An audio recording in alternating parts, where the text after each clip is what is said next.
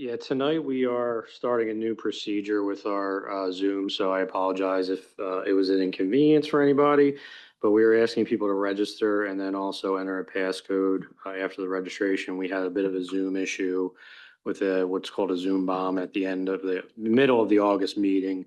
So we're just trying to get more secure as possible. So we're looking into different methods. It may take a little bit to iron out the kinks there.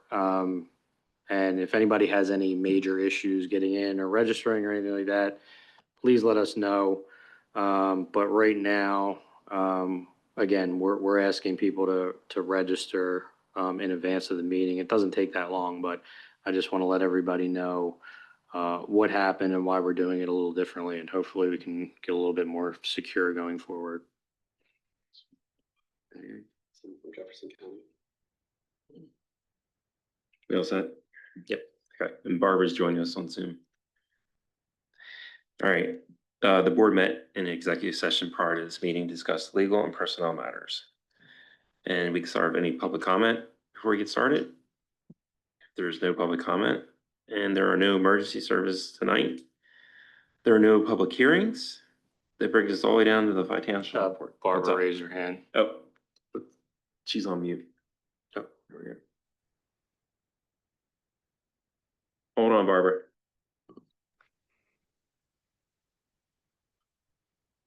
Am I unmuted? Yeah, you're good. Yeah, we hear you now. Okay, I just wanted to make a comment related to the emergency services report about WeGo and Goshen Fire. We had an incident about a week and a half ago here in the village where I live. An elderly man was lost for 3.5 hours. Once WeGo came on scene with their drones, they were able to eliminate areas and find him rather expediently, and Goshen Fire was ready. Goshen ambulance was ready and transported him to the hospital. He was lost in a wooded area for over 3.5 hours and could have easily been a life-threatening situation for an elderly man who I think had fallen in a wooded area and had dementia, was unable to get help. So I wanted to give a shout out to both our WeGo police, their use and good use of drones, and also to Goshen Ambulance for expedient care. That's all. Thanks, Barbara. All right, then on to the financial report. Dave. Thank you, Mr. Chair. As of July 31st, net of pass-throughs, the general fund had year-to-date revenues of $8,446,018 and expenses of $7,359,713 for a net result of $1,086,305. At the end of July, the general fund balance was $7,332,545. Versus the budget, our July year-to-date revenue finished 0.5% or $39,000 below budget. Those were shortfalls in building permits and property tax collections that were partially offset by alarm fees. Our year-to-date July expenses are 0.5% over budget, $44,000, and that is due to building maintenance and repair costs, utilities, and legal land development fees, accounting for those variances. Versus the prior year, our 2025 year-to-date July revenue is $122,000 below prior year, while expense is $35,000 over 2024. The main drivers of those are the interest earnings, insurance claims, and alarm fees were the revenue drivers versus the prior year. Any questions from the board? Sure. Our revenue was down.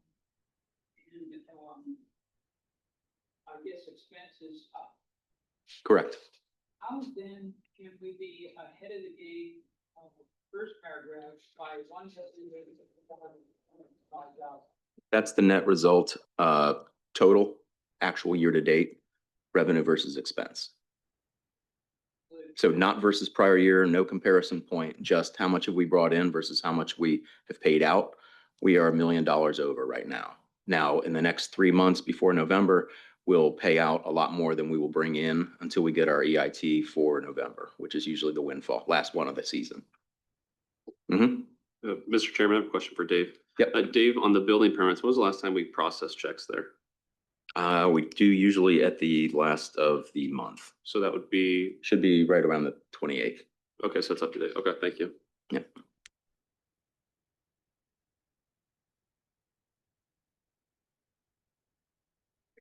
Barbara said she couldn't hear the question. Sorry, Barbara, I was just asking if the, oh, I think it was the prior question John asked. The prior question was, how could we be $1 million over at the year-to-date net result? If the comparisons versus prior year are actually showing that we're behind in revenue and ahead in expense. And it's because that number is just our year-to-date standings in net operations. So it's our income versus our expenses year-to-date, no comparison point. So we are $1 million ahead as far as in the positive. But now we know that for August, September, October, we're going to be spending $1 million a month versus bringing in limited amounts of revenue.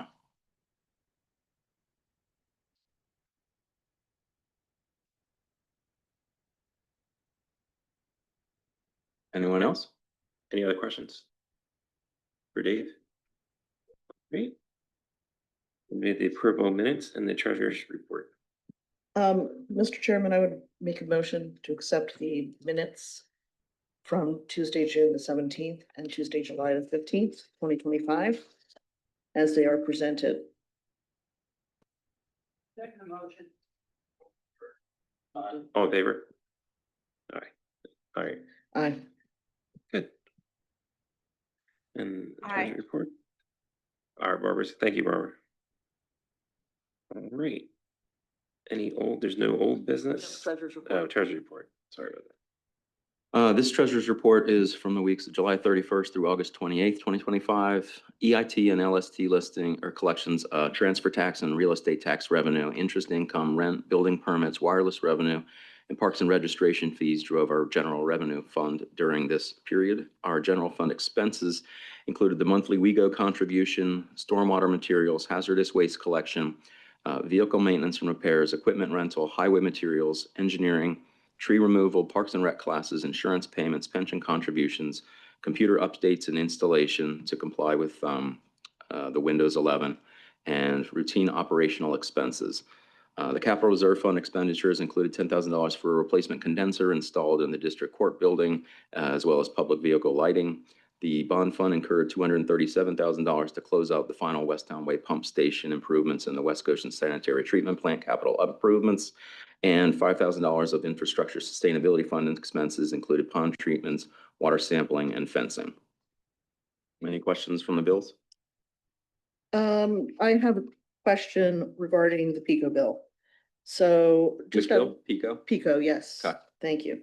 Not specifically a line item here, but have you any idea how much our PICO bill has gone up since their recent rate hike I have not over looked. last year? Can you look to see, maybe not today, but maybe at the next meeting, can you tell us? what we're Yeah, I looking have at? a report that gets updated monthly, so I can take a look at that and brief you on it, because it'll compare the usage and I can calculate what the cost per watt hour was, kilowatt hour. Mr. Chairman, I would make a motion that we accept the receipts and approve the expenditures as presented in the expenditure register and as summarized in the treasurer's report. All in favor? We have to have discussion. Oh, first. do you have any questions or discussion on that? Anybody? Anybody else? Anybody else? Yeah. Yes. Oh, please come up to the podium for the microphone because Zoom can't hear you. That means Barbara can't hear you. Thank you, David.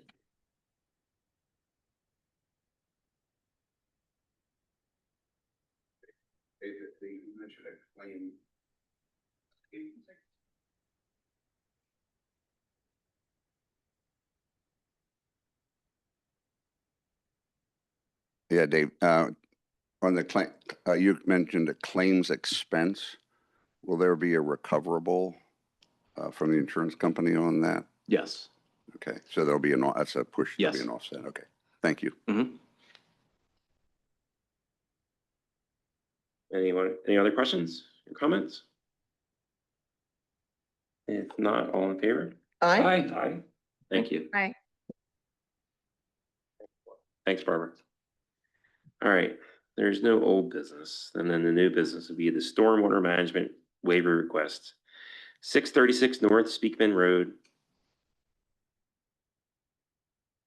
All right. You're gonna pull up on the screen there? Yep. All right, great.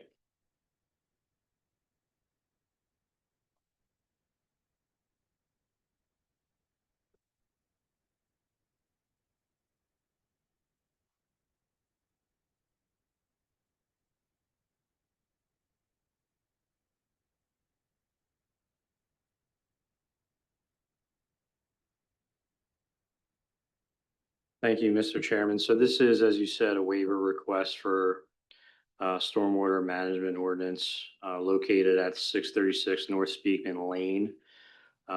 This isn't something that comes up often, but I will try to get the picture up here because it gives a better view of it.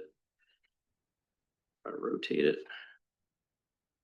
So this is what we're looking at. The two parcels are owned by the same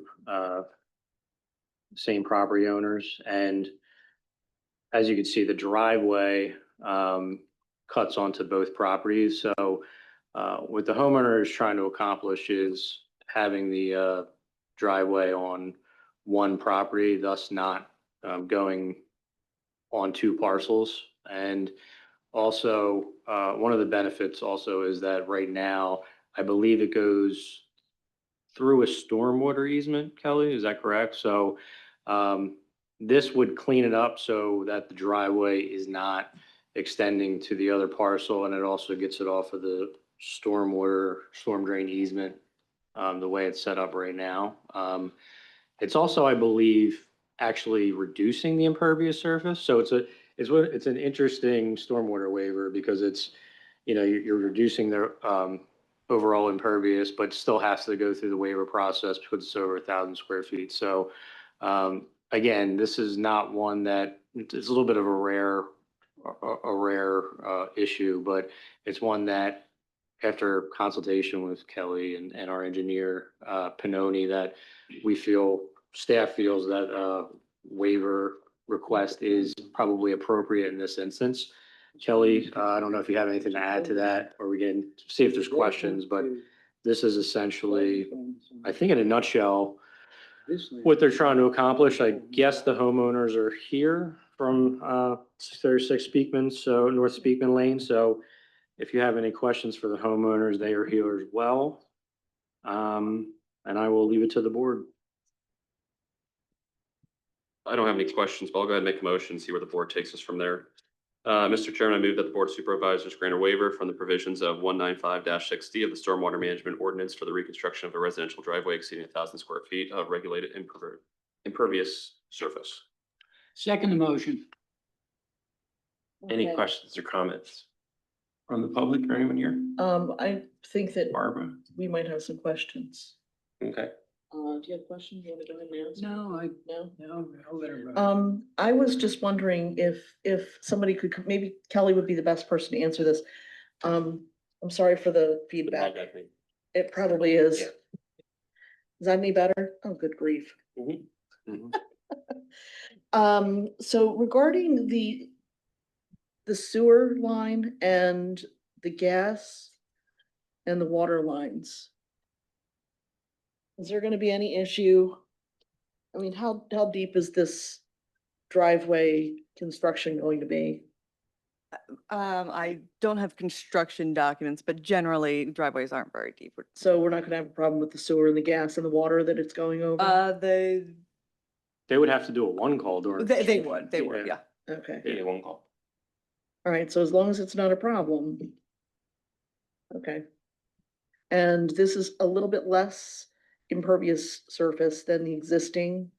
Over the two Over the two parcels parcels, cumulatively, right. it's about 200 square feet less than currently is covering the properties. Okay, and what is the structure on the other parcel right now? I believe is that the spring house? Yeah. So it's one of the original? Yeah. Thank you. I think I remember that. if we saved the property, basically, because I just couldn't stand to see Franklin tear it down. And so we begged him. Our house is unusual. You know what, it would be really great if you could come up because Barbara Emery cannot hear you. My mistake too. I'm sorry. When we bought this house, it was from Frank Flynn before the development came in.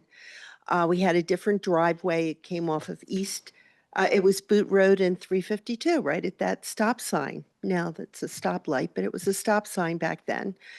And so the spring house, how that ever came into play was our house is the only house in Bowtree that does not face the road. It faces lot 160, which is 634. And I just said, oh my gosh, we're going to have a house sitting smack at our front door.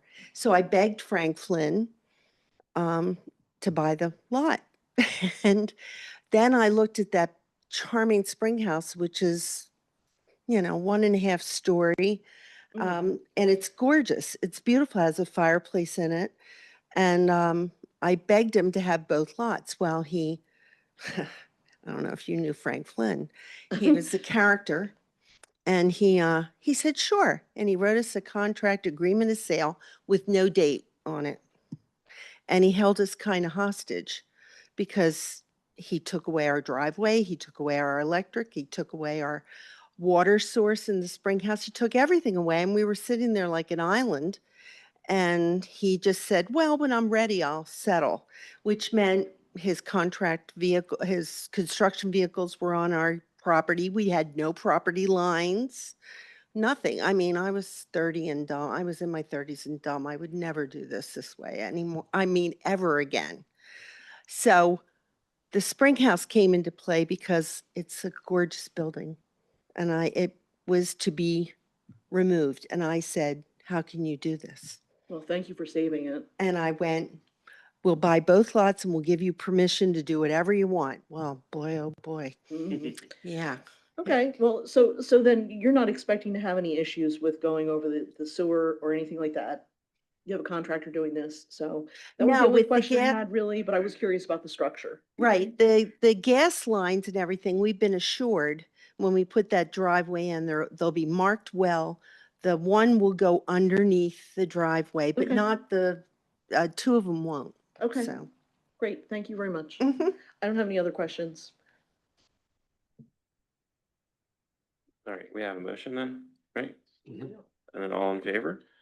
Aye. Aye. We had a second. Yeah, Yeah, we did. good job. Very strong. Great. Then we have Millstone Meadows final security release.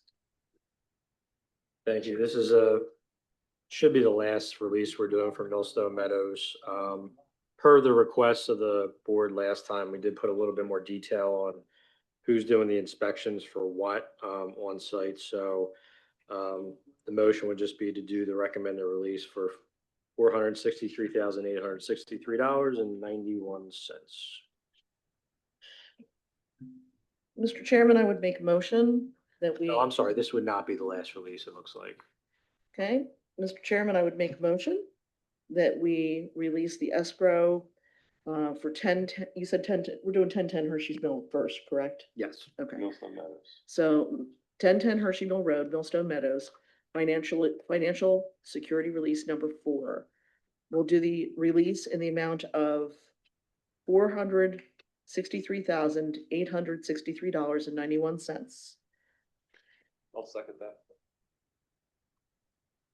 I have to comment on the format that has been used and changed. I appreciate it. So I know that Kelly and Derek worked on that. I appreciate knowing who has actually done the inspection. So thank you for that. Any other questions or comment from the public, people in attendance tonight? Barbara, you have anything? Nothing for Barbara. Do we have a You had a motion and a second? motion? All in favor? Aye. All right, thank you. Hi. Did you get Barbara's eye too? Yep.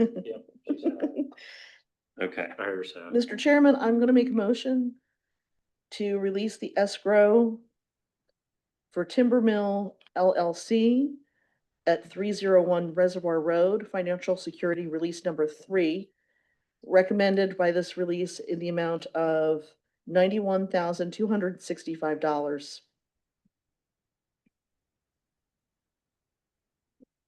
Will you second that? I'll second that. Okay. We have a second. Any questions or comments on that from anyone here? Runs it. No. Nope, Barbie, good? Yep, okay, Barbie's good. Then all in favor? Aye. Aye. Aye.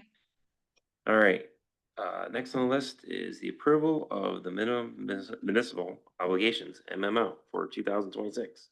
Thank you, Mr. Chairman. So this is another thing we pass on an annual basis. The minimum municipal obligation, as I stated in the memo, is the minimum amount we have to contribute to our pension plans per state law. It is done by actuarial science. We work with professionals to determine the MMO. Again, we pass this every year for the 4 pension plans that we're responsible for administering. The amounts are in the draft motion, and this will be for part of the 2026 budget. So we have to do it now, though, because it has to be done before September 30th. Mr. Chairman, I make the motion that we approve the minimum municipal obligations for the full following pension plans: fire pension plan in the amount of $124,622, non-uniform defined benefit plan of $0, non-uniformed defined contribution $172,050, non-uniform defined contribution for WEGO administration in the amount of $22,000. I'll second that motion. Any questions or comments? I'm happy to see that the MMO went down for the police. Me too. Barbara, anything? Barbara's good. Okay. The questions or comments, then all in How favor? far down did it go? Just out of curiosity. Yeah, say 400,000, 200,000, I guess, if you break it up. Township, Yeah. yeah. Appreciate it. Thank you. Thank you. What's up? Did you have a comment? No, Oh, okay.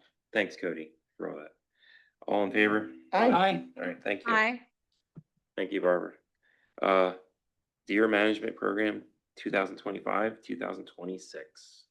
Thank you, Mr. Chairman. So this is another thing we do on an annual basis. East Goshen has one of the few, I don't know of any other in the county, I know in the region, a deer management archery hunting program. We have 3 groups that maintain 4 open spaces. This is something that's been going on for quite a while, over 2 decades, I think, at this point. But they've done a good job, the groups, at managing those plots of land, and the harvesting numbers for last year are attached. And the resolution is attached as well. I do have the draft motion. The only thing I will say, I've gotten considerable, I just want to put this on there for the record, but I've gotten considerable amount of inquiries about, within the last 6 to 8 months, about what we're doing about deer. Just like residents calling out, what are we doing about the deer? Because they're just everywhere. The population is exploding. And I explained to everybody that, and I'll do that for the record, our neighbors don't have a program like this. I think if they did, there would probably be a little bit more relief in that regard as far as accidents and things of that nature. But when you see what we have in the townships and municipalities that don't do it, it's the drop in the bucket. Another thing I'll say is there is a special license that some municipalities have. I think there's only one that I know of in the southeast. Radnor has it, that allows them to hunt all year round, not just hunting season. So something to think about in the future, but I also think that poses some issues with school kids in the summer, getting around in these open spaces. So, but I just wanted to bring it up because residents have asked me about that program and that special permit. It does exist, but I think there is some concerns there. So all in all, we do what we can, but the deer do not adhere to the municipal boundaries. And so it's becoming more and more difficult to control the population. I just have a question before I make the motion. It says include Sunday because the legislature and the governor signed that law. Yep. Was that in addition, was it previously no Sunday hunting even for archery or gun? Correct. Okay. Yeah. So there's extra days this year then? There is extra days. Thank you for bringing that. I meant to bring that up. I Okay. talked about that with Chaz and Lynn. the Sundays were added per state law, and we had to do that in accordance with state law. Cool. Mr. Chairman, I make the motion that we approve the 2025-26 DMP Resolution 2025-08 and approve the deer management group to participate in the 2025-26 Township Archery Hunting Program as follows. Chester County Trackers will manage the Mill Creek Grand Oak Open Space Area. Keystone Archers will manage the Bow Tree Clock Tower and the Wentworth Open Spaces, and Mainline Whitetail Managers will manage the Supply Open Space Area. Second that. You know, all the deer go to the other townships. So, the question I wanted to ask Yes. very quickly was just simply, were there any other, applications for permit? No, there has been in the past. There was one or 2 years where we had an extra group apply. So one of the groups that has two only had one, Okay, but then that group dropped out for whatever reason. So Okay. no, there was no other groups that applied.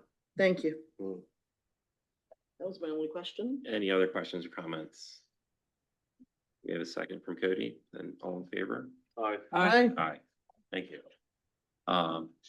Next for tonight is the 2026 budget presentation and discussion and the 5-year capital plan and other funds.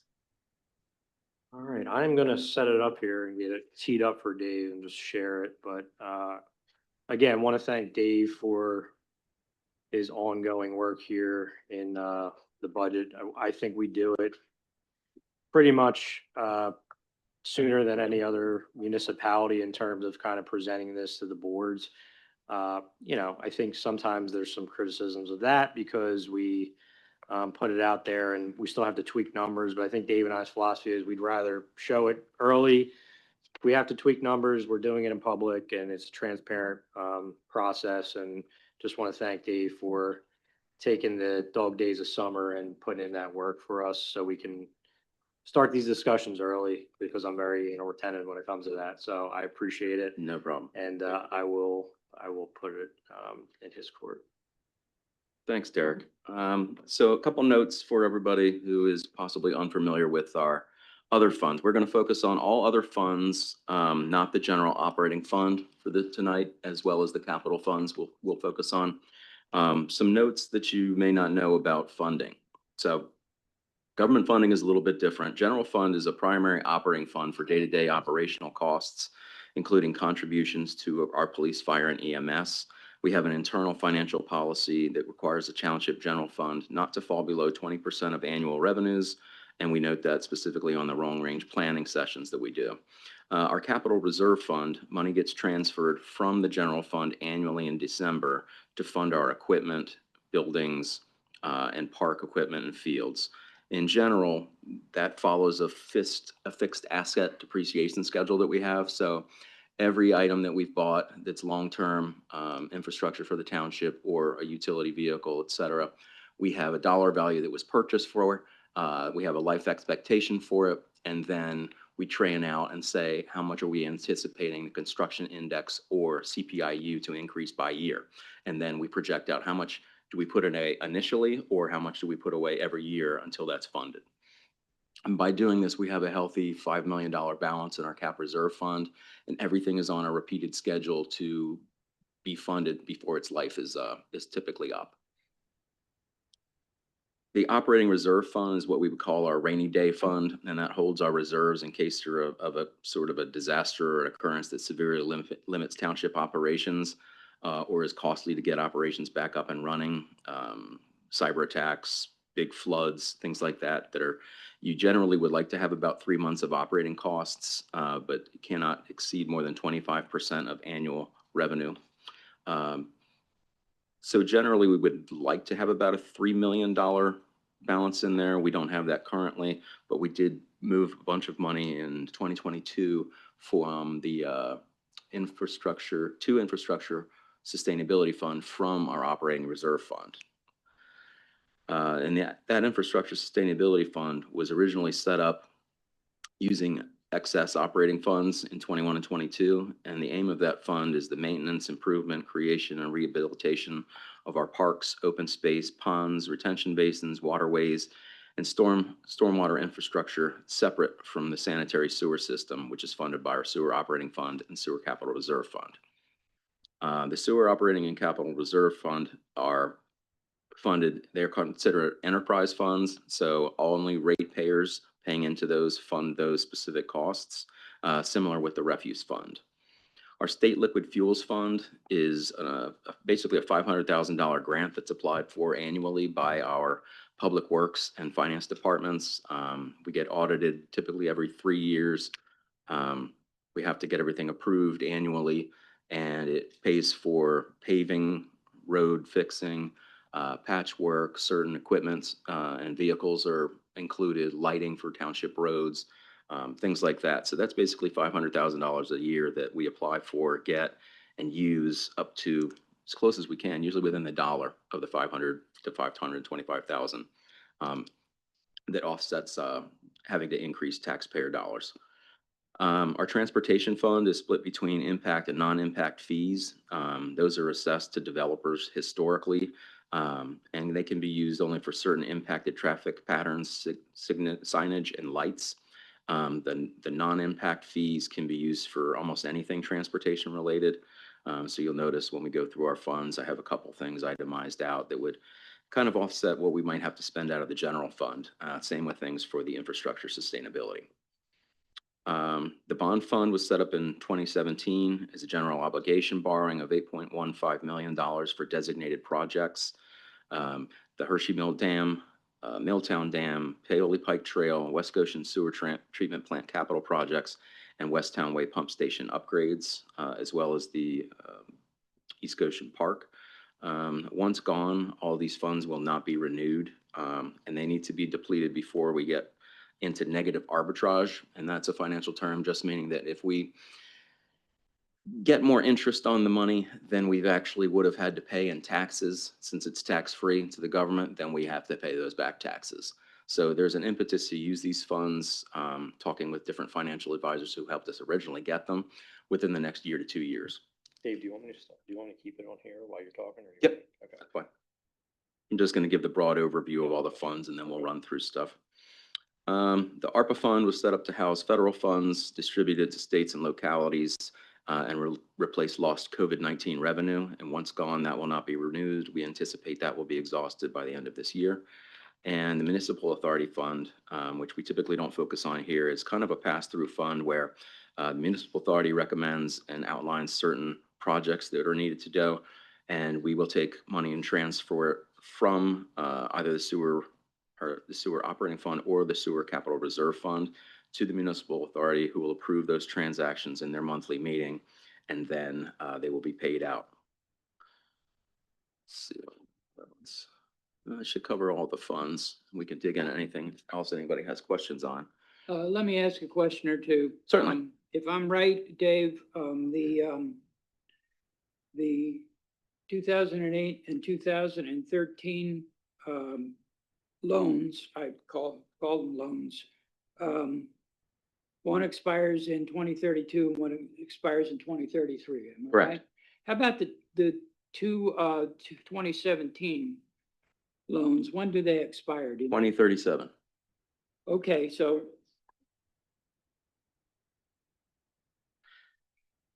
Okay. It's about $500,000 out of the general fund every year until then. But the nice thing is, in 32 and 33, we get a little relief from these. You get a lot of relief in the sewer fund, which timing wise, speaking with the municipal authority in their monthly meeting, and also with Mark Miller, our public works director, and our engineer, Mike Ellis for Pannoni for the municipal authority. We've got a 20-year timeline of long-term projects, pipe relining, infrastructure things, capital replacement at the sewer treatment plant. And noting that, we can see when, if a sewer extension plan that they're kind of reviewing is coming on, when would that be, and how is that going to dovetail with the rest of this debt coming off? It's definitely a consideration when we're looking at impact to having to borrow more money. How much are we going to fund up front? What's the long-term interest rates we're going to get? Are we going to use a general obligation bond? Are we going to use a note? And how long are we going to let people work on payment plans to pay it back, depending on how much it is? I understand. Thank you. Sure.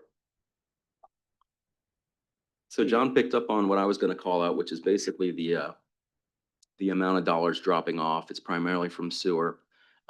So that's kind of the sweet spot if we're expanding sewer. I know we're looking at something within the next 2 years on Yeah. Moorstein Road that is looking at about $1.5 million. Looking at different financial vehicles for that, depending on how many, and if they actually want the sewer extended. And based on the cost that would be upfront, what kind of costs would we get? Yeah, was that Goshen Downs up in that neighborhood, or was it? No, it's really just like 15 houses on Moorstein. No, there's another neighborhood. I it believe, was Charter I believe, Chase? I believe Municipal Waste Authority sent letters to both Goshen Downs and Charter. Charter Chase. Chase, there, We sent it to there- both, there's yeah. people living there I've talked to, Yeah, or they're talking about that, like. Yeah. But Is just just total on that- buy-in on that yet, or? I talked There with were, Mark. we're waiting for the second Yeah, I was gonna say, I letter. was talking with Mark today and they're still getting results in. Okay. Cause you're saying the people that live in the neighborhood where it's lower have sewer issues, and the people that live up the hills don't. So, Yeah, we're seeing mixed interest, obviously, so due to what's that. that mean? It means we've got some people who want it, and some people who Yeah. just don't Yeah. care. You have to And hit a depending on- threshold. Depending, you Mhm. have to hit a threshold, but also depending on how long the system's been in place, how much it's gonna cost to replace that. How old is the homeowner? What's their income look like versus Yeah. if they're retired and can pay and they know how much the system's gonna cost. There's a lot of factors. Okay. The other factor that's sometimes not considered is, will they actually get a permit from the county to replace their sewer To system? redo it online, yeah. And there, when there's a sewer, a public sewer that's actually nearby, the county has been turning down permit requests for replacing septic. Yep, that's what we hear more and more. So let's go to capital improvement. So typically, every time we do a budget, we will put together a 5-year capital improvement program as part of that. It's one of our financial guidelines that we maintain. If we go to the total summary, we're looking at HVAC units, duct replacement in the district court. You slide down a tiny bit. And then we've got possible new pickleball construction, new park bathrooms in the park, continued sanitary sewer lining projects, the Hunt Country Pump Station upgrades, which we've postponed for at least 3 years, and a potential expansion of the sanitary sewer system to Moorstein Road. If we want to go to the next slide and look at the detail of capital administration and offices expense, we have to replace our 2013 server. I think it's 2013 or 2016 server. And we're on board with Help Now, our IT consultant, to do that. We have to do it because the server is no longer going to be compliant with, can't go upgraded to Windows 11. So we'll be out of compliance with everything and be vulnerable to hacking. We'd lose our cybersecurity insurance, et cetera. Besides that, we have a couple anticipating some new laptops, some new connections, and some new office replacement computers. We've got the district court and duct replacement. That's $60,000 is just a rough number based on what Mark got as an estimate. We still have to go out to bid for that in the new year based on what we talked to Mark Thompson about. We really had to go out instead of just going with a preferred vendor that we already have. So then we're also looking at one unit, depending on the cost for this building this next coming year. We've got large garage doors, looking at doing that starting in 2027, depending on their shape and functionality, as well as the township building windows. Dave, We're I'm probably sorry. going to pay a lot more than that for windows if we eventually do it, but Right, excuse me, I'm Mhm. sorry. I wanted to ask, when you and I met, we were going to ask Mark about the HVAC system and versus the pumps. Because I know that that's something that you and I had discussed. Would it be better to replace the whole system yeah. rather than pumps on an antiquated system, a geothermal system? So I know that Mark may have been unavailable for a few days. So I don't know if you had an opportunity even I to got talk to, about got it. to talk to him and Kevin about the trucks and some of the replacement timing of the vehicles and things, but we didn't get into the detail on the whole system, which I still need to get from him. Because our concern was, he was looking at replacement pumps for those wells. Well, I think there's 9 wells? And depending on that, depending on how that's tied in, the geothermal to the heating of this building and cooling, would we want to throw that money out there and then we end up changing entire systems here? And, you know, just like in your house, are you going to want to do it all at once, or are you going to want to do it piecemeal and then possibly have different problems with that? Now, our capital improvement for Public Works building includes primarily equipment and trucks, dump trucks, et cetera. We've got the dump truck that we're looking at is a 2012. We actually have two of them. They're a 2012. Looking to replace those. Just one of them in 2026. The F-350 is a 2011 for a plow and spreader. Two Exmark mowers. We typically have to do about two of those a year. The chipper is the remaining payoff amount that the board approved earlier this year. We pushed the tractor mower back to 2027 as the trailer, a replacement 25-ton tag-along is a lot more impactful for what the Public Works Department needs. We've got a paver we pushed to 2027. Hoping we can get more out of our current paver, but they take a lot of wear and tear, and we did just spend, I think it was roughly $10,000 to get it fixed up and in well enough shape to pave well. So I'm not sure if that'll last, but we'll hope for it. The Ranger XLT is a Public Works vehicle for the mechanic. That is a 2007. Parks and Rec Explorer XLT is a 2009. And the Escape possible hybrid for codes we've looked at in 2027, and that would be the current price for a hybrid for the Ford Escape type that we were looking at. Any thoughts from the board on the current 2026 and outline for the 5 years? Yes. The Exmark mowers. What's the replacement plan on them? How many hours? Like, what's their? I don't know exactly how many hours. We typically will sharpen the blades routinely. Yeah. I mean, all the engine hours and pumps. Like, are they beyond use, or is it just? No, they you wanna keep sell them. replacing them? They sell them typically. I think Yeah. last year we ended up getting 10 to 12,000 for two of them. So even though we had 35,000, no, we got about 16,000. So instead of 35,000, it actually ended up being about 18. But I can ask Mark that and bring that to you. And then the tractor and mower and the trailer replacement. Yeah, I'll get that info The for one you. for 2027?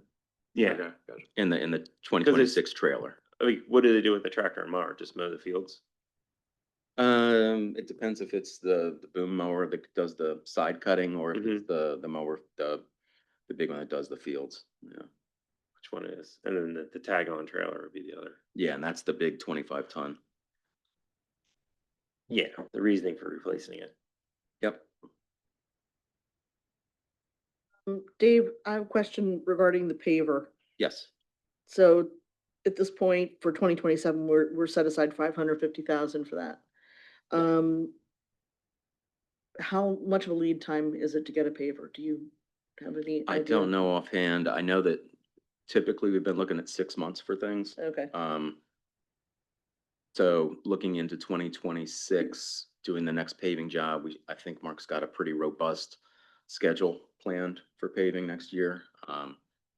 Hopefully we'll see that pans out and we can revisit how well it's holding up. So whether it's more costly to help it limp along if it's possible Right. versus replacing it in total. all right, so I just really kind of wanted to know the lead time because I didn't want to know, I wanted to know if we needed to purchase the chassis component of it, like he does with some of the other trucks. I don't know. I don't think If you you can can do do it on the that. paver, Right. but I know we could on the dump truck. Okay. Like we'll typically split it between $100,000 for the body and about $175,000 for the chassis. Right, okay, so, yeah, I didn't know if the paver had any option of, I can 'cause ask, I'll ask knowing her. what it looks like, it seems like it should be a single purchase, but I didn't know what kind of a lead time we were looking at on that. What dump truck are they replacing? That one is 43 and 44. They both are 2012. So we typically assume between 12 to 15 Like years. triaxle trucks or pickup Yeah, trucks? yeah, they're the dump trucks. Triaxles. Yep. Yeah, just give me more information on them. You got it. Yeah, thanks.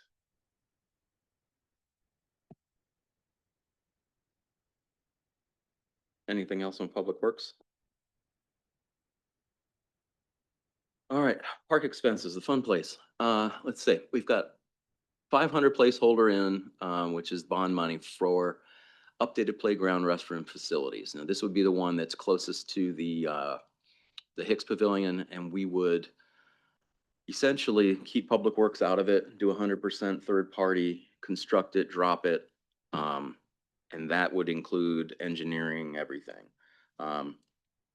I'm still getting some input from Jason as far as, I talked to Michelle, but Jason, how many restrooms we'd need? Do we have to have a side adjunct building? The Public Works wants to be able to store some things there as well, hashing out some of those details. But that's part of the reason why the expense is as high as it is. I know the one that they did at West Whiteland, if anybody wants to visit, was 500. And it's just a concrete building. It's really nothing fancy, but. Well, it doesn't need to be anything fancy, it just No. needs to be a little bit more modernized. And Yeah. we need universal bathrms, we don't need. Yeah, and I what can we get have some now. numbers from Jason, but I mean, the traffic from when that was put in place is at least 10 to 20 times what it was. I mean, especially since COVID, I go there almost every day and it's packed, just especially with this great weather. Everybody loves it. I think part of the thing we need to think about too, while we're installing this is future proofing and making sure we're not doing anything to make it more difficult if we want to get public water in the park eventually, which admittedly I'm biased. I think we need to do it at some point because the well water is. We spend about $500 a month just testing. Yeah. And we fail a lot. Yeah, So, is that something that you can at least price out and see if we can get any grant monies from Aqua? Well, Or- we've had conversations last year with Aqua. It's going to be into six figures, but Aqua, because it was a public park, there were preliminary conversations, but they were willing to float some of the bill because of the nature of the project. But it still probably would be and it depends on which way we Same go. amount of Do we yeah. come right down Paoli Pike or Yeah. do we go in through the back? Yeah. On the side lot that we have a partial easement on, and then we'd have to probably reach out to the homeowner. That would be the cheaper option. I'd also like to see us have, like a rainwater collection on the roof. That way we can, have rainwater collection for showering off sandy feet and sandy hands because of the sand box that we currently have. So it would be nice to have a little outside foot bath, if you will, but have it supplied, as much as possible by a rainwater collection. And it'd be nice to see if there are any other green options that we can exercise. Like something that you could get a small kid under, like for your feet, things Yeah. like that. That's really, Okay. yeah. The ping pong table, Jason actually got a grant for, so we could strike this one off. It's a very popular program. It's ping pong for Parkinson's. Every Tuesday, we've got a huge group that comes in and plays for about an hour and a half, and they enjoy it. They're nice ping pong tables, but we already got two, and we've got more people than we can even have on those. They do round robin tournaments and things, so I'm glad that he got that. And then we've got a placeholder in for new pickleball courts. We're not sure where they would go yet. Open for input options. Jason's not sure either, so, but he did price it out, and it's between 250 to 300,000 because the reason it was so cheap for the other ones that we got and we got a grant for, grant was 462.5, but we ended up spending only 90 something thousand, so it was a 50-50 match. So we got about $45,000. But those were using built-in tennis courts, repurposing them, relining them, and things like that. So it's kind of like building a new road, a new surface, a new parking lot instead of kind of using what was already there. People come far and wide. There's one particular resident who lives in Chesterbrook who comes all the way down to use this pickleball court and often lets me know when there's an issue there. But one of the problems that I heard is that some of our East Goshen residents have trouble getting onto the pickleball courts, and Often they're taken up by people from other townships. There are options available to our residents that aren't available to non-residents. Particularly, I think through the app is just residents able to reserve court time. The problem is this thing is, I never played pickleball. I don't think I've ever seen it be played, but it is extremely popular over there, and there's just too much demand for what we have. I think it's nice, but I also think we can't be the end all be all for pickleball in the county too. So Well, I did get some numbers from Jason that he shared. So about 84% of residents who play pickleball play with non-residents at least 50% of the time, and 62% of that 84% play all the time with non-residents. And residents are always able to book a court for free at any time via the app, and non-residents do not have that ability. If it's available, yeah. So I almost hate to throw this out, but I will. Would it make any sense to put lights on the pickleball court and let people play into the evening? I don't know. They start at 6 a.m. when I get there for a walk, and they'll be there till 6 a.m. the next morning if there's lights on there. Yeah, you're No, probably right. Then the police have to be there. I just wanted to make a comment that Barbara Moon. Go ahead, Barbara. I wanted to just make a comment that there are a number of places where people can play pickleball in East Goshen. And we went over there yesterday during the middle of the afternoon on a beautiful day, Labor Day.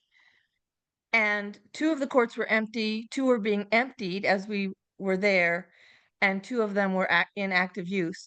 So I would want to really kind of examine usage and times, and I'm wondering if people's difficulty in getting court time is like specific times that are valued.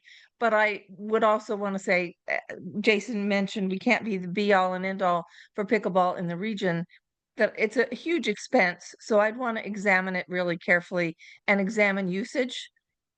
You know, I get this was a one-time spot check. I would want to do that several times to see if it's particular times of the day, and if those times of day that are the most busy, maybe we reserve certain times of day for East Goshen residents.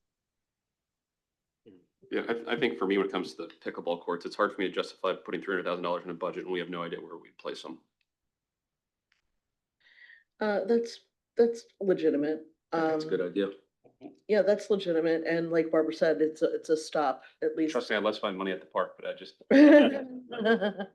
But I agree. it is a good point though that Barbara makes, is that, you know, we should probably make a stop here and take a look at really Well, closely at the usage and potentially make reservations available to residents during those peak times. Derek, would it be possible for someone to keep an eye on the park using a camera? So keep an eye on it in terms of, How many people are using the courts? oh, yeah, I mean, so do we, Pretty good idea. yeah.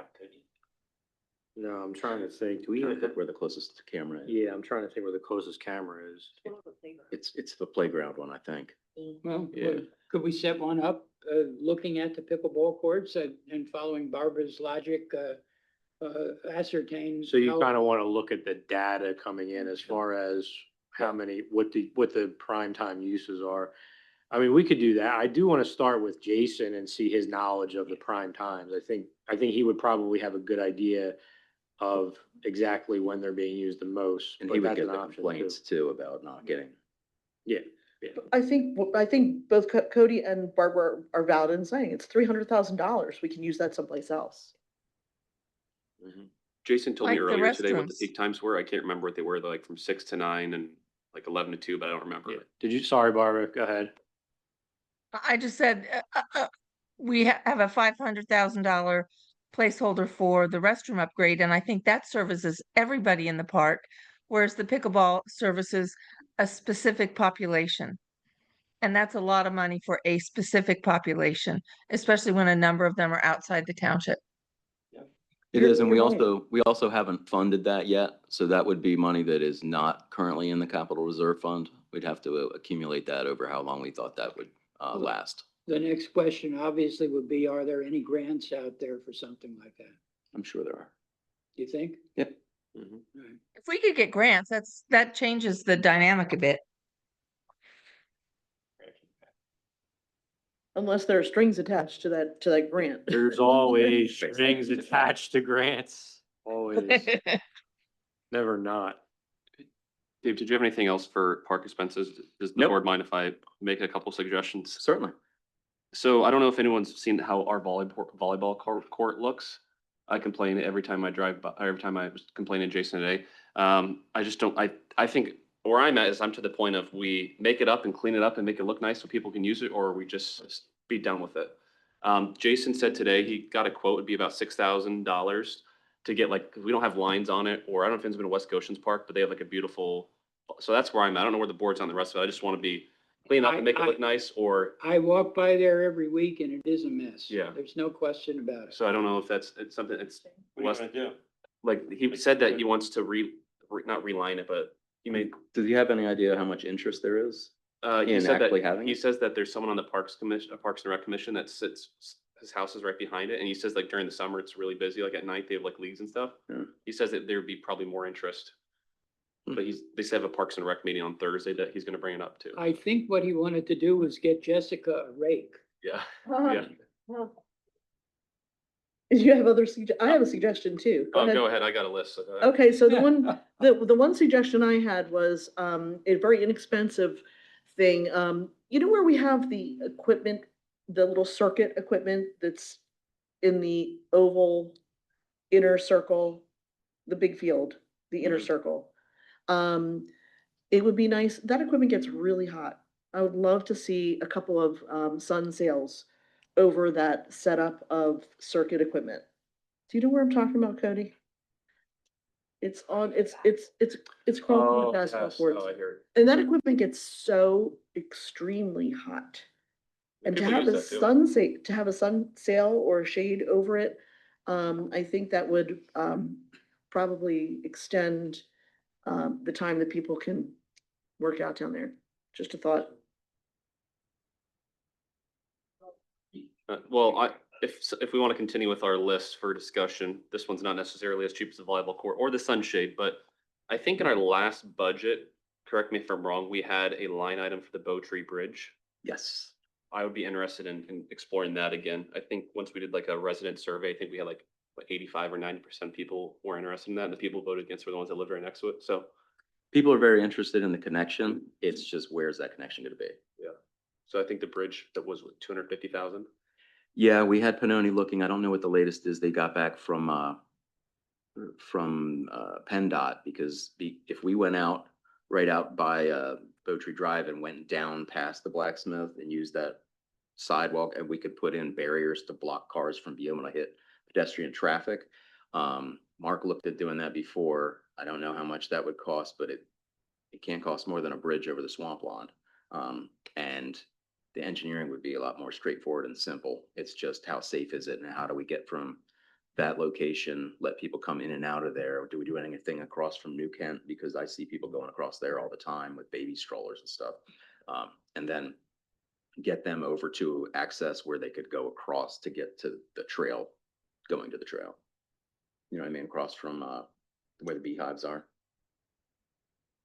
Because originally the plan was off Eldridge Drive to use that sewer easement Yes. to go and do the, And basically come to part of the bridges that are over by the blacksmith shop. and connect To it come that over way. there, yeah. Because Bow Tree is one of our I think larger. we had, do we have 250 in for that?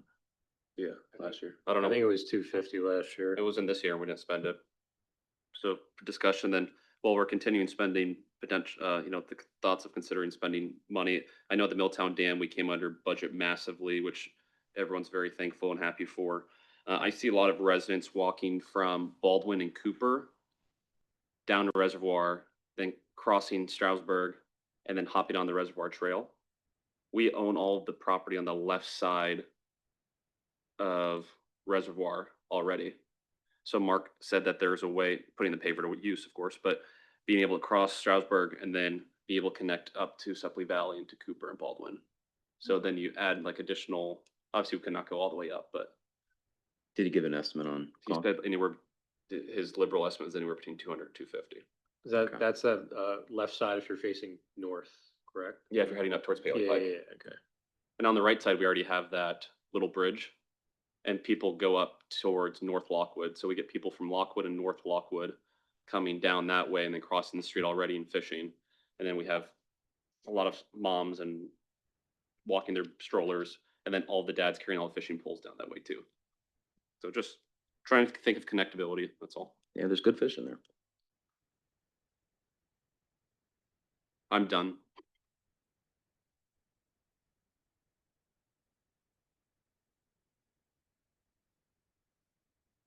Yep. What's our balance again? I'm sorry. For which one? Bond fund? It's right now at, no, it is 593,000. That's after the final payments from the West Town Way Pump Station and sewer So treatment. upgrade. hypothetically, after the bathrooms were done, we'd have like 93,000 left. Yep. Yeah.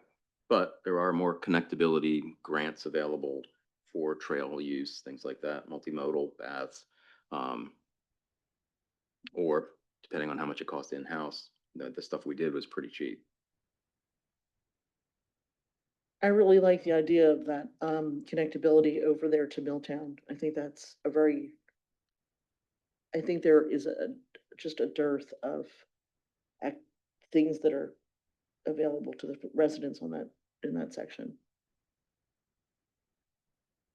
Additional things on Mark's radar that aren't on the capital plan but could be, and I would just kind of gauge the board's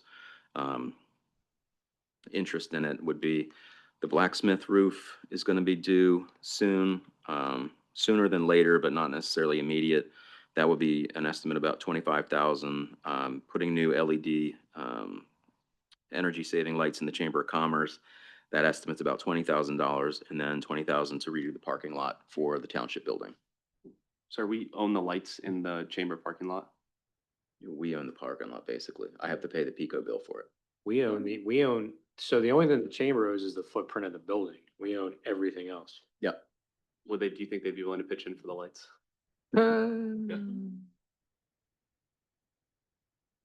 Anyway, moving on. So 25, 20. How much do the 25, lights 20, cost, 20. Dave? The lights themselves, No, the cost, monthly cost. about $65. Okay, so we're not talking big money. No, obviously during certain times of the year, they run 120 versus when they're not in use, really. Who it's turns 65. them on and off? That's a good question. I do not know that. I got you. First time this year. All right, well, I'd like to know that though. If they're turning them on and off, then they ought to be paying for them. Yeah, I mean, they didn't even really have that account until they found that account. So, So one of the other things to think about with the chamber building is we own, again, they only own the footprint. We own that whole brick patio area and path going up to the building. And there's sinking slash subsidence going on in some of that area. So from a liability standpoint, we're gonna have to start talking about, in conjunction with maybe the chamber and having them pitch in, looking to redo that path at some point too, because if it goes downhill too much and somebody gets hurt, it's not just the chamber. It's actually not primarily just the chamber that's on the hook. It'll be us and our insurance. but what is the current, is that a hardscape right now? Right now, it's a brick hardscape. Yeah, I think it would be a lot cheaper if we did concrete. Oh, but I would. I know that they wouldn't want to. Well, I think the backstory I heard from Mark, because I get all my historical East Goshen Oh, me too. stuff from Mark, but I guess it at the time, 20 years ago, 25 years ago, the exec president of the board of the chamber wanted to do it. I guess he thought it was nicer brick, but obviously it did not hold up as well as just a simple concrete would have. So absolutely, if we were to redo that at some point, I would not stick with the brick pavers because I think maintenance wise, I don't think that would hold up as well. No, and I mean, you're talking about liability issues. You can do stamped concrete that actually has like a grit in it. So Yeah, that would help yeah. with slippage. Mhm. When is the parking lot due to be repaved over there?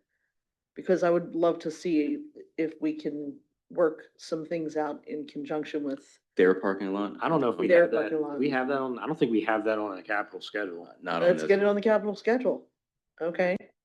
That's gotta get on the capital schedule if it's not. If we own it, we have to maintain it. We need to get that on the capital schedule. Dave, sorry, you said not, it wasn't added or it was added when, for the roof and for everything else? No, Mark submitted those, but he submitted them in the general fund and they're really more of a capital expenditure. So I would add them into this worksheet. I would tentatively put them in for 2026, knowing that if we don't need to do it, then we don't have to do it. How does everyone feel about that? And then, Michelle, for your answer, Mark says it's due for next year. Chamber Parking lot for the chamber? That's what he says. You are just the best. I told him that, didn't I told him to be wanna on stand, I told him to be on standby for. I earlier didn't want to today, bother yeah. the poor guy.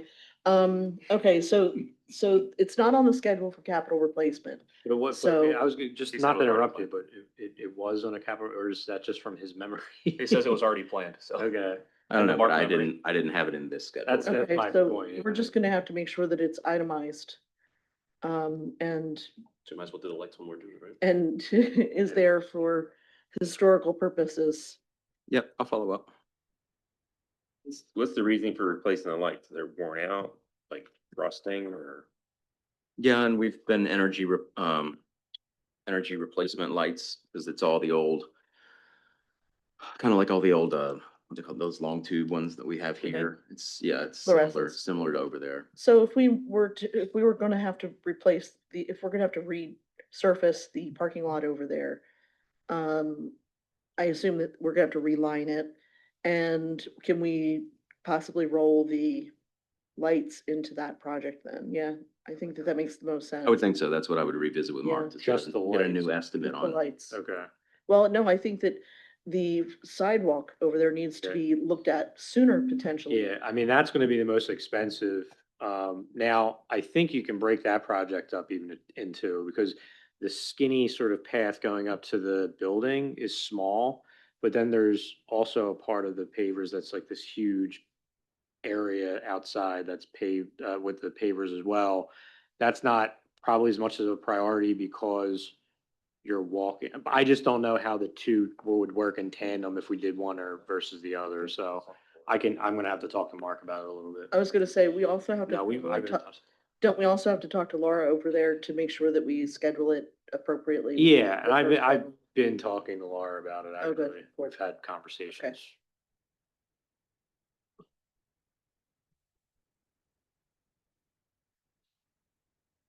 Keep going. All right, infrastructure and sewer, everybody's favorite topic. So we've got a 20-year plan that I work with Mark Miller and with the municipal authority engineer. That's to do infrastructure, sewer lining, meter replacements, pump station upgrades, and then as well as that, we have capital replacement scheduled for the sanitary treatment plant at Ridley itself. So this only includes the infrastructure portions and the sewer. We've got Hunt Country Pump Station upgrade and Force Main. We've delayed these about 3 times. We have a grant out from Pannoni to cover about 490,000 of this.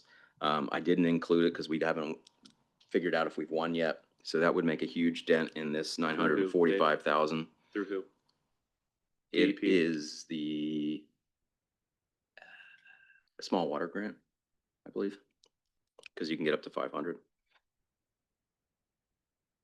We've got continued sewer, sanitary sewer pipelining and water view coming up with additional manhole lining, and then meter replacement at Blacksmith Shop in West Town Way. I put a placeholder in depending on what the municipal authority recommends for Morstein Road sanitary sewer extension, and then additional pipelining projects that we have in our 20-year capital plan. Any questions on any of the infrastructure and sewer? Yeah, I just sent him, sent something to Mark to ask him when Milltown is due to be when their sewers are gonna be redone, Okay. because they haven't been done for a long time. I mean, he and Rick were out there digging, hand digging those lines in, I know. So, Milltown is in reline, yeah, like the mains. yeah. So I don't see that on here for, It may be somewhere else down in the 20-year. I can't remember off the top of my head, but that's one of the things, like with water view, depending on priorities, we can always shuffle around Right. in that total 20-year plan. Yeah, that's a good question for him. yeah, so I'll let you know when I hear back from him, but I have a little concern over there because I also don't think that the storm water is being managed very well over there, a couple locations. There are some hills and there are some people who have had water rush through their properties. I don't think there's a ton of stormwater infrastructure over there. I No. think there's a lot of sheet flow.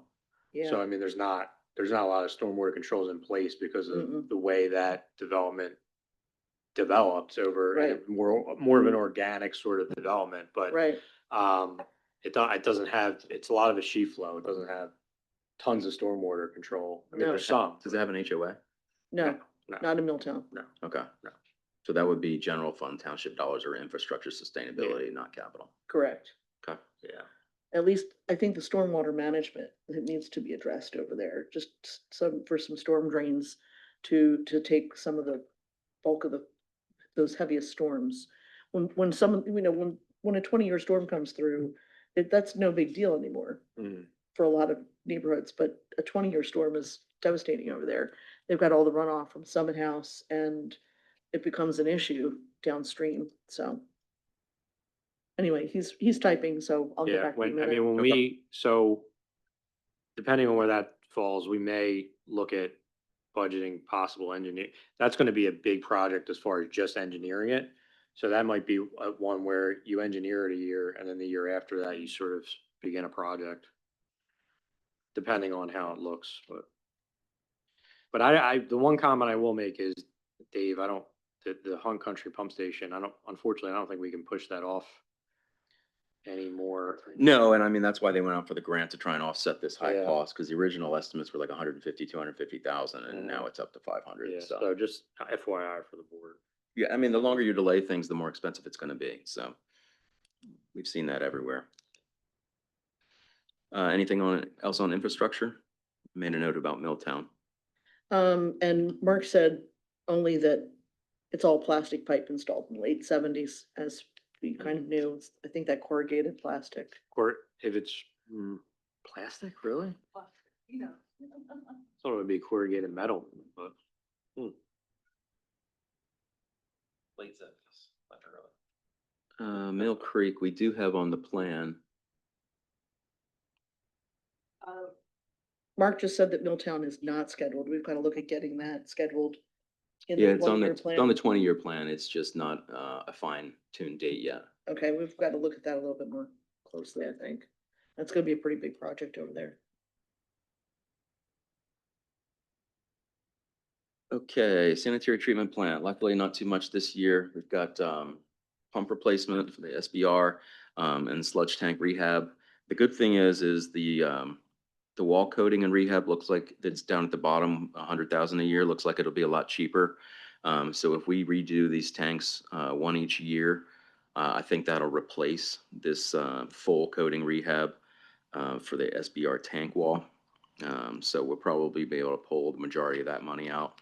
Next year, we have quite a few things coming due. Hopefully, everything is on its correct schedule. I did revisit the regular time allocations and depreciation on the plant that we had assigned. I went through it with Mark, and then Mike Ellis went through it with us, and then I went to the municipal authority and got numbers from them on typical life expectancy of those items, and we're in line, so that's good news. But that would still only come up to about 195,000. So we're in pretty good shape so far at Ridley. And this doesn't include the regular pumps that we'll get on a regular sewer operating budget that are just get one in place, keep it on the shelf, and as soon as something goes, we know we've got one to switch it out, because you don't want to be in violation with DEP, because that'll be $50,000 a day.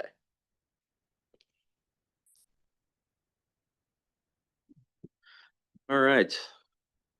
Anything else on the capital budget, or move into the other budgets? And I'll go through this a little quicker.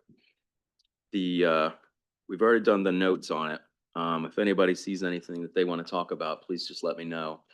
Liquid fuels, that's the 500,000 that we received from the state. It's essentially a grant. Unfortunately, in the coming years with not unfortunately, because it's better sustainability, but we'll probably be seeing more uses from the state for those funds, less coming to the municipalities, also with the increased use of hybrid and electric vehicles. They don't have an estimated impact for that, and we haven't seen a drop yet. So I'm hopeful that it continues. So I've got a placeholder in that we got this prior year for this coming year. And we anticipate spending all of that. The capital reserve fund trend, you can see we take a chunk out of it. That's with some of these projects that we've got earmarked that we don't, like the pickleball, we don't necessarily have an idea where that would happen yet. But we are completely funded for the majority of the items that we have listed with our current depreciation schedule. 24 and 25, that was the big gap vax truck and replacement and gas pump housing that we purchased. That's impacted the short-term fund balance. You say we should catch up in the next couple years with the annual disbursements from the operating fund to capital reserve. The transportation fund, it's limited uses. It's been getting some good interest the past few years, and we've used it limited. The widening of Boot Road is probably the most noticeable thing you'll see by the Catholic school over there. Funds came out of that we had put aside from energy transfer to help pay for that. We're reviewing the Route 3 corridor, the adaptive camera replacement right now. That's between $50,000 to $80,000 per camera. We've got 3 to 5 of them going from where we take over from West Goshen on Route 3 up to where Westtown takes over. Right now, the current adaptive company is trying to hold everybody kind of hostage and lock everyone into a monthly customer service fee, whether you use customer service and services or at all. So Mark's fighting with them on that. And see if we can get a temporary stopgap. There's a lot of money out there for highway, new cameras, traffic signal things. So the more time we can buy, the more time we would have to go out and get those things in place to do all this kind of infrastructure. Is that change. Higgins? That would be, it's not Higgins No. now. It would be owned by us and operated by Higgins and serviced by Higgins. Right now, it's a third-party company in like Iowa or Yeah. something that, what's wrong with that? Those all guys. All right, Okay. so it, We're really pricing out, is it better to limp along and pay them whatever they ask for? Or should we put a plan in place to try and get grants to implement this system that we're in charge of? And all we have to do is replacement, repair costs when anything ever comes up. okay. Go It could ahead. last for the foreseeable future and be a better technology, actually. Our Barbara had her hand up. Just a question. This may be off the wall, but we widened the Boot Road near the school. We have a major, as everyone in this room knows, a major issue with safety at traffic at school, end of school day pickup with East Goshen Elementary School.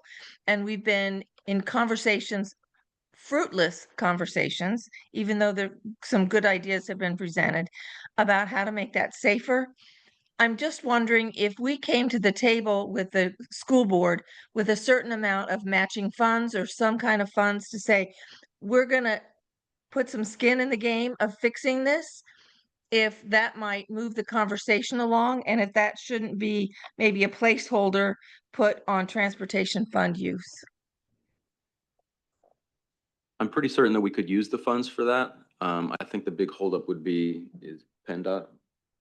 No, well, I think it depends what plan we want to go with, and it's timely because at the start of the year, email Wayne Burster again, because there was basically two options at the last meeting. The one was he was going to look at a different way to engineer the current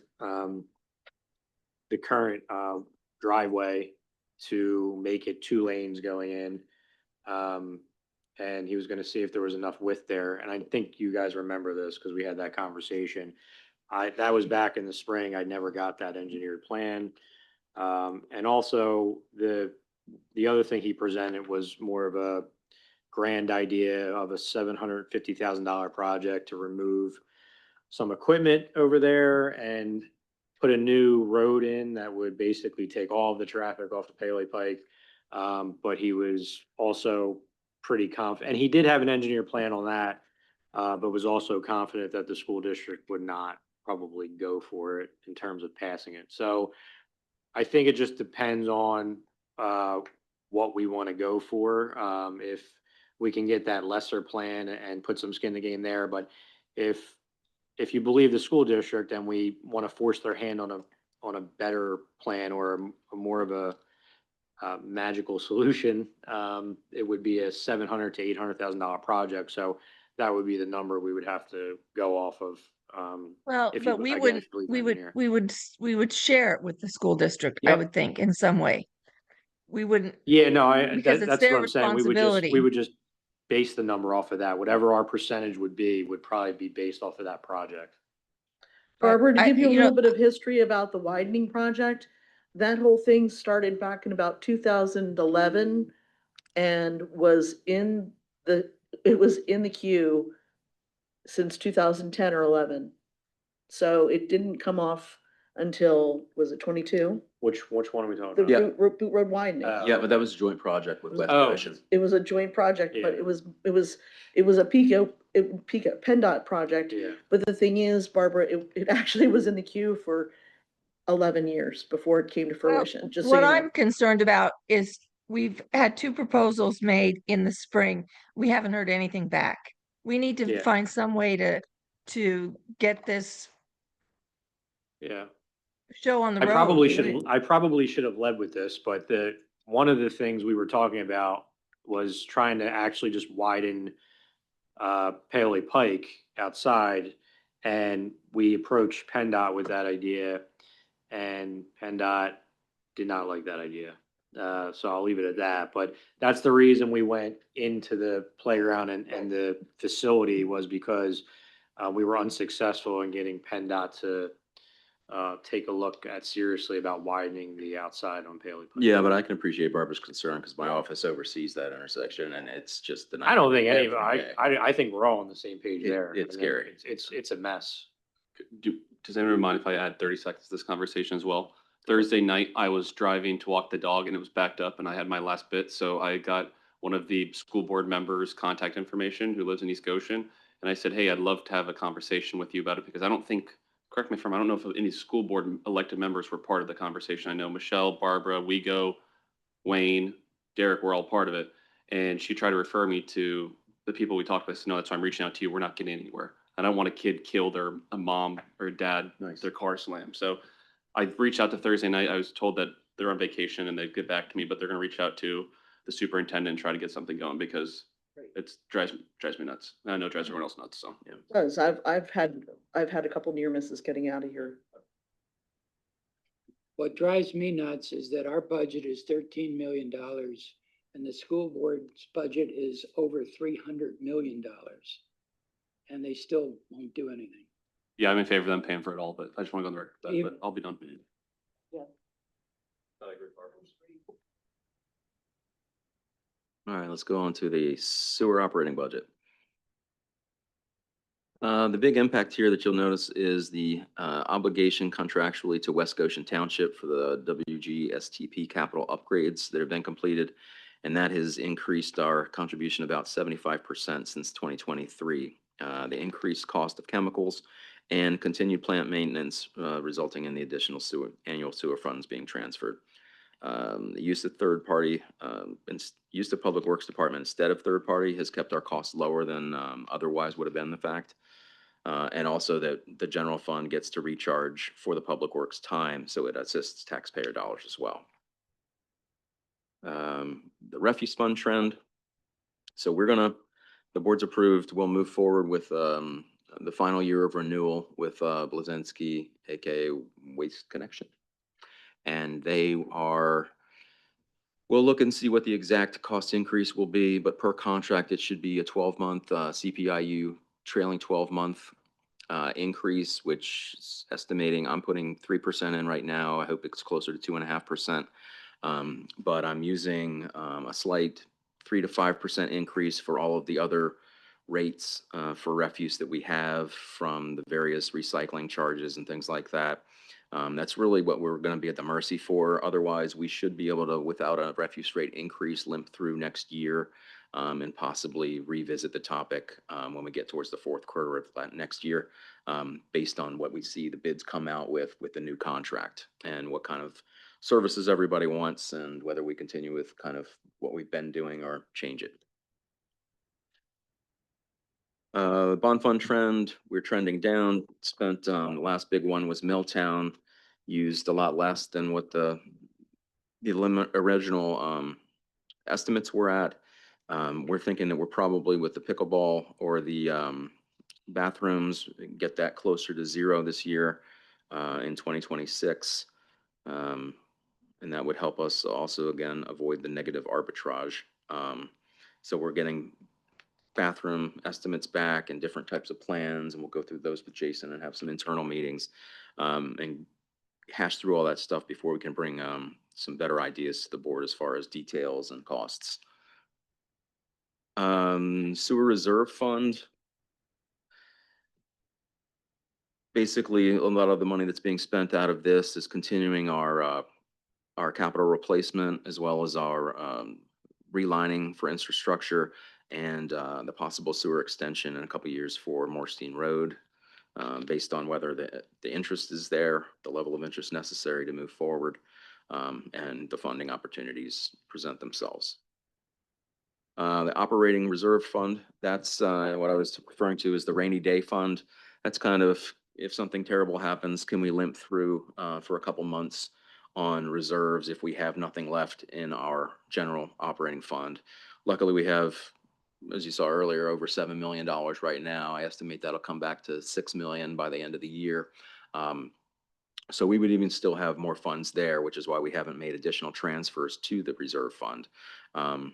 All the general operating fund funds the operating reserve as well as the infrastructure fund and also the capital reserve fund. Typically, if we wanted to put more money in this, it would be a review with the board at the end of the year to see if we have a surplus, if we want to put more money into infrastructure, additional capital reserves, or leave it in the general fund or add to operating reserve. The ARPA funds should be expended by the time we get to the ABC event, appreciation event this year. And that was $1.9 million from the federal government through the state to us, applied for in 2019, received and spent on a combination of projects ranging from a hybrid boardroom, which allows people better access to meetings, the West Townway pump station improvements and capital improvements at West Goshen, the Hershey Mill Estate sewer replacement project, which would have cost sewer ratepayers quite a lot of money, between $1 million and $2 million, and the 2025 appreciation event. The fund balance should be exhausted by the end of this year.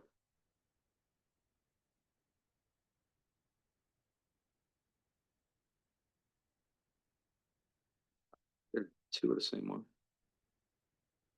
I got two of the same one. And then the Infrastructure Sustainability Fund. So this was originally created in 2021 with the general fund surplus, a couple $100,000, and we split the operating reserve fund in half to allow that to offset general fund spending, so we wouldn't increase taxes. So you'll see different projects for park maintenance, stormwater management, like Michelle was referring to with possible thing at Milltown.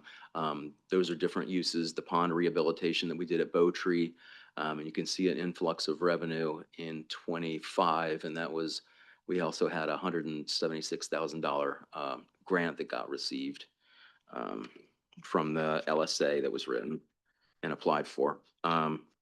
So those funds have depleted. We don't have a mechanism currently in place other than coming to the board at the end of the year to continue funding the Infrastructure Sustainability Fund, but it's proven itself pretty valuable since it was instituted in 2021. And I would recommend if we have surpluses, I'll bring that to the board. Other than that, I have all the line detail. I don't want to go through and bore everybody, but if there's any particular questions, we can discuss them tonight, or if you want to email or ask me at any time. So just heads up to the general public, we will, as always, we'll get this posted online. I'll have Ashley do it. And then obviously when we do the general fund in a couple of weeks, we'll do the same thing, post it online. As those numbers get updated, we will continue to update that part on the website. And just to, make my plea to board members, just keep having one-on-one conversations with Dave as your opinions are becoming more and more clear as we get into the fall. And that way we just kind of keep this process moving and get as accurate as possible. Yeah, I'll incorporate changes that we've talked about tonight, possible suggestions of additions and things like that. And then we'll focus on the general fund at the next meeting.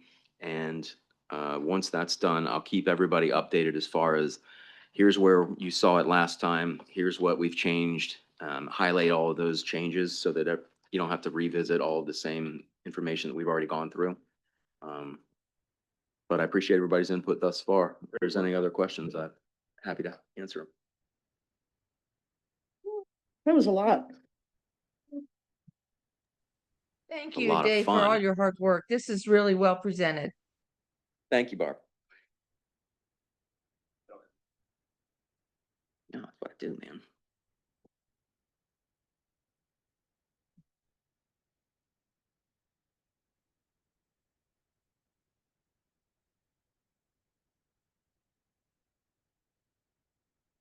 On this other page, East Goshen Township pass-through funds, you have the firefighters and all that at the top. How do you come up with those numbers?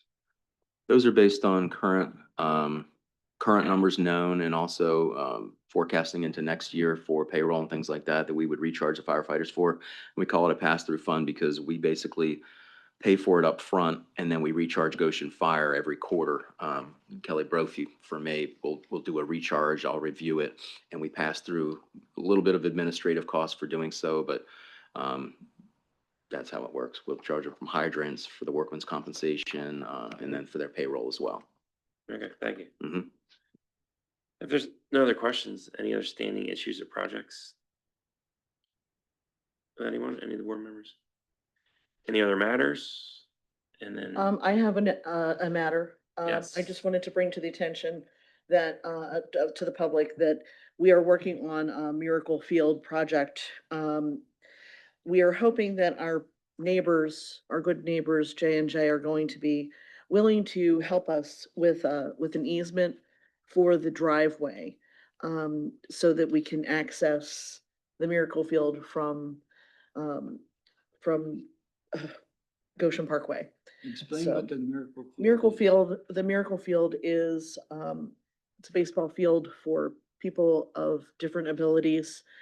And there are certain requirements that they have in order for us to put this field in the township. We will, when it's time, as long as J&J is willing to work with us for the location that we have chosen, that Jason identified. As long as they work with us, then we should be able to get Miracle Field to pay for the entire project. So it's something where it would be a field, a baseball field with lights, and we would be able to rent it out at different times to other organizations. It would just have to be available for all of the Miracle Field Network games. And the Philadelphia Phillies are all behind it. So we want to make sure that we jump on this, and hopefully J&J will partner with us. We're hoping that they're going to hear our plea and work with us on that. J&J B. Johnson and Johnson Company in the corporate center. Any public comment? Yeah.